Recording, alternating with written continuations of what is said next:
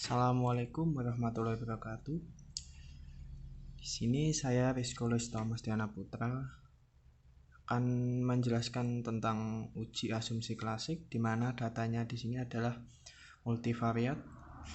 Di sini saya sudah punya datanya, yaitu independennya itu ada 3, dan untuk dependennya seperti biasa ada 1. Ya, untuk di sini langsung saja kita masuk ke PSS-nya. Ya, di sini ke variable view sudah saya beri label ya di sini, yaitu X1-nya adalah jumlah kunjungan wisatawan, X2-nya adalah pajak hotel, X3-nya adalah pajak restoran, dan Y-nya adalah pendapatan asli daerah. Ya, di sini kita rubah menjadi skala semua. Ya, selanjutnya untuk datanya tinggal kita kopas saja, nanti jadinya akan seperti ini: 1, X2, X3, X dan Y. Dan untuk uji asumsi klasik di sini kita akan menguji tentang uji normalitas, uji multikolinearitas, uji heteroskedastisitas, dan uji autokorelasi.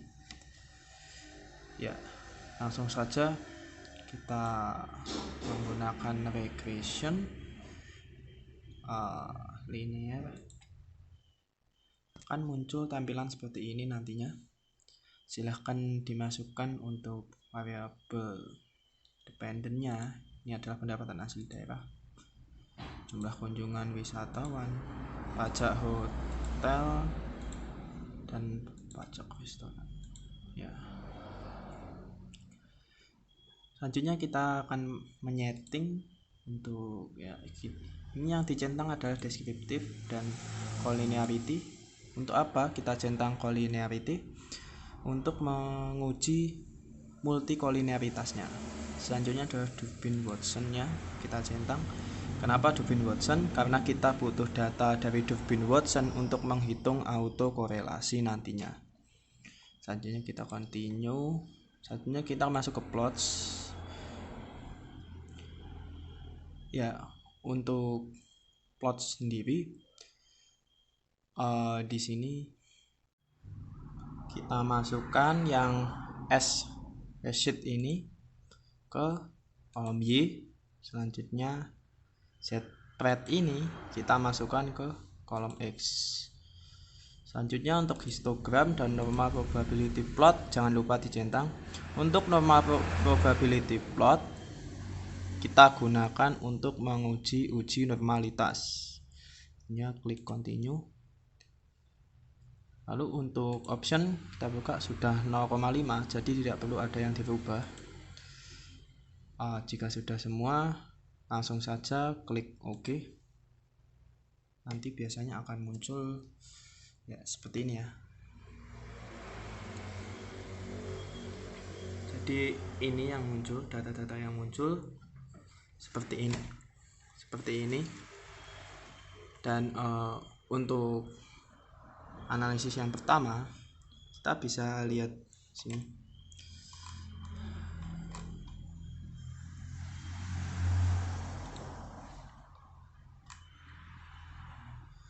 Sudah tertera di sini untuk keterangannya. Untuk uji normalitas di sini adalah indikator penilaiannya adalah grafik normal probability plot. Bisa terjadi jika data itu menyebar di sekitar garis diagonal, dan juga begitu tidak terjadi dengan sebaliknya. Sekarang kita lihat untuk hasilnya, kita cari grafiknya. Ya, di sini ya. Ini titik-titik sudah jelas menyebar di sekitar garis diagonal dan mengikuti garis diagonal. Jadi untuk uji normalitas data ini dikatakan normal. Ya, selanjutnya untuk keterangan yang kedua yaitu adalah uji multikolinearitas. Di sini ada 2 untuk uji multikolinearitas, yaitu nilai tolerance dan juga nilai VIF. Untuk nilai tolerance ini terjadi jika nilai toleransinya di bawah 0,10 dan tidak terjadi jika nilai toleransinya di atas 0,10. Untuk nilai VIF, kebalikan dari nilai tolerance terjadi jika nilai VIF di atas 10 dan tidak terjadi jika nilai VIF di bawah 10. Ya, jadi untuk uji multikolinearitas kita lihat pada data ini, koefisien di sini ya, ada tolerance dan VIF-nya. Kita bisa lihat di sini untuk pajak hotel. Untuk pajak hotel sendiri di sini nilai toleransinya adalah 0,554 dan nilai VIF-nya 1,804. Tadi sudah dikatakan jika nilai toleransinya itu di bawah 0,10 maka terjadi.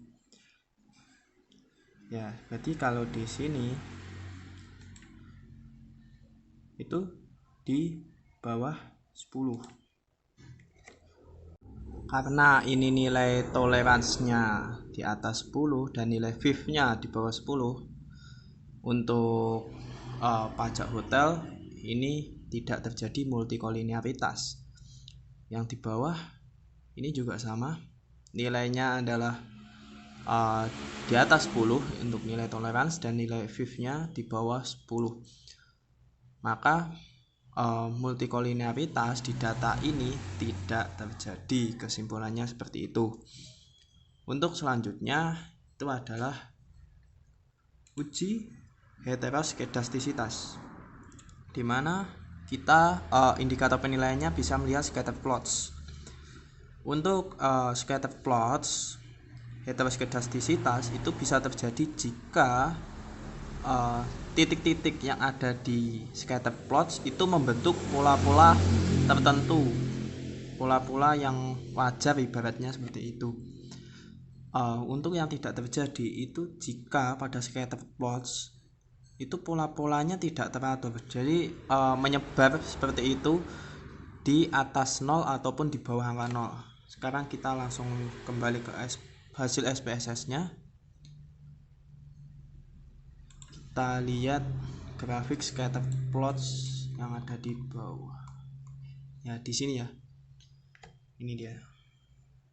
Scatter plots. Kita bisa lihat angka 0 di sini. Lalu titik-titiknya kita lihat. Dia melebar kemana-mana di antara atas angka 0 dan di bawah angka 0. Ini menunjukkan bahwa untuk uji heteroskedastisitas itu tidak terjadi. Kesimpulan untuk heteroskedastisitas seperti itu di dalam data ini. Lalu untuk selanjutnya yaitu adalah autokorelasi. Untuk autokorelasi di sini kita memerlukan tabel Durbin-Watson, di mana tabel ini akan membantu kita untuk menentukan nilai autokorelasi, apakah data tersebut autokorelasi atau tidak. Di sini ada beberapa syaratnya. Yang pertama, terjadi jika nilai Durbin-Watson atau DW tidak berada di antara nilai DU sampai dengan 4DU. Nanti akan dijelaskan apa itu DU. Dan begitupun sebaliknya, tidak terjadi jika nilai Durbin-Watson berada di antara DU sampai dengan 4DU. Ya, jadi kita bisa lihat di tabel ini.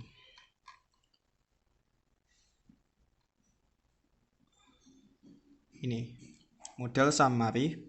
Di sini sudah ada Durbin-Watson, makanya tadi kita Durbin-Watson dicentang itu untuk digunakan dalam autokorelasi ini. Di sini nilainya adalah 2,703. Lalu kita akan menghitung DU-nya.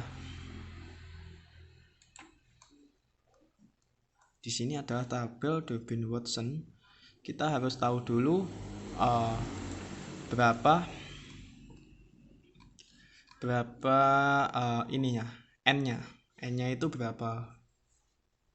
Jadi kan ini n-nya 12 dan variabel independennya ada berapa. Di sini variabel independen ada 3 dan n-nya 12. Maka di sini untuk tabel Durbin-Watson-nya kita bisa mencari, dan ini adalah nilai DU. Tadi independennya adalah 3, lalu kita cari di daerah sini adalah 12. Kita urutkan, kita ambilnya nilai DU ya ketemu di sini adalah 1,8640.